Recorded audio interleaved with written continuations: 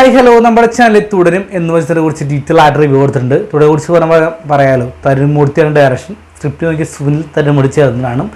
നമ്മുടെ സ്വന്തം ലാലേട്ടൻ, മലയാളത്തിൽ സ്വന്തം മോഹൻലാൽ എന്ന് പറയുന്ന നടനാണ് നായകനായിട്ട് വന്നത്. കാസ്റ്റിംഗ് ശോഭന, ബിനി പപ്പു, അക്ഷയ്, മണിയമ്പിള്ള, രാജു, ഇൻഷാദ് തുടങ്ങിയ ഒരുപാട് താരങ്ങളുണ്ട്.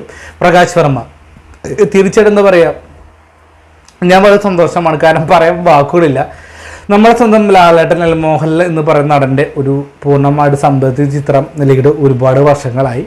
തിരിച്ചും ഒരുപാട് പരാജയങ്ങൾക്ക് ശേഷം ഒരു ഫാൻ ബോയ് എന്ന നിലയ്ക്ക് അല്ലെങ്കിൽ തരുൺമൂർത്തി പൂർണ്ണമായിട്ട് നിധി വളർത്തിയ ചിത്രം തന്നെ തുടരും. കാരണം വളരെ സന്തോഷം. എന്താണ് ലാലേട്ടൻ നിങ്ങളെ പാടത്തേക്ക് കാണിച്ചിട്ടുള്ളത്?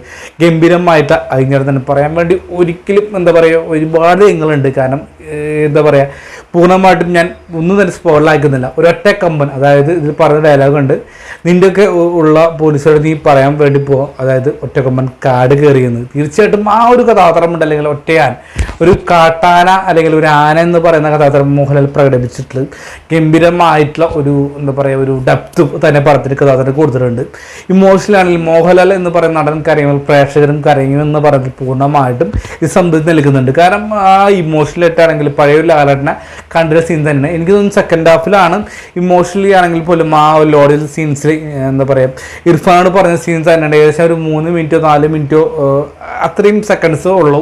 എങ്കിൽ പോലും മോഹൻലാൽ എന്ന് പറയുന്ന നടൻ മിന്നിമായിരുന്ന ഗംഭീരമായിട്ടുള്ള പ്രകടനം തന്നെയാണ് ആ ലോഡ്ജ് മുറിൽ വെച്ച് കാണാൻ സാധിച്ചത്. ഈശ്വര എന്താ പറയുക, എനിക്ക് പറയാൻ കൂടുതലായിട്ടുള്ള വാക്കുകളില്ല. അപ്പോൾ തുടരുമെന്ന് കുറിച്ച് ഡീറ്റെയിൽ ആയിട്ട് റിവ്യൂ നമ്മുടെ ചാനൽ തന്നെ പറഞ്ഞിട്ടുണ്ട്.